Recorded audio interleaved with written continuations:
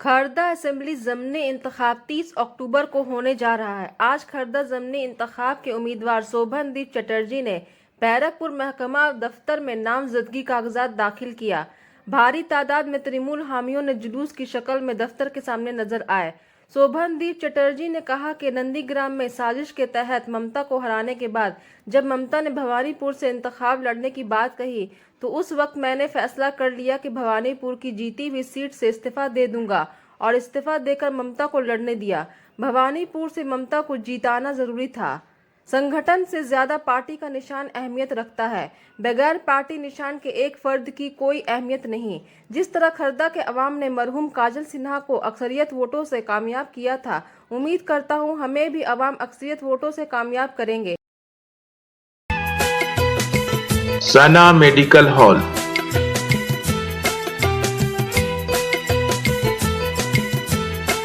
10% discount on every medicine. Oxygen cylinder also available.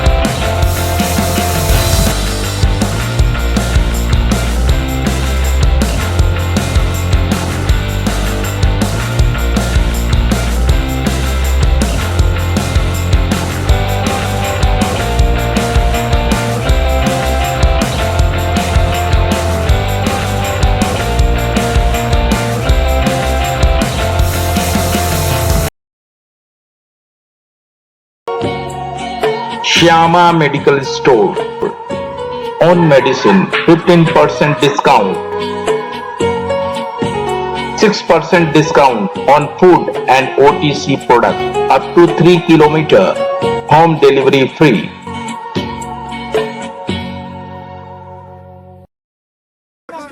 খর্দার মানুষের জন্য আমার এইটাই বলার কথা যে বাংলা সিদ্ধান্ত নিয়েছে যে এই বাংলা এই মুহূর্তে মমতা বন্দ্যোপাধ্যায় একমাত্র নেত্রী যিনি ভারতবর্ষে বিভিন্ন বিষয়ে প্রমাণ করতে পেরেছেন যে তিনি মানুষের জীবনের মান উন্নত করতে পেরেছেন এমন একটা জায়গায় যে আজ পার ক্যাপিটা ইনকাম মাথাপিছু আয় ভারতবর্ষে এই মুহূর্তে মমতা বন্দ্যোপাধ্যায়ের নেতৃত্বে আমরা 1 নম্বরে আছি মাথাপিছু আয়ের ক্ষেত্রে।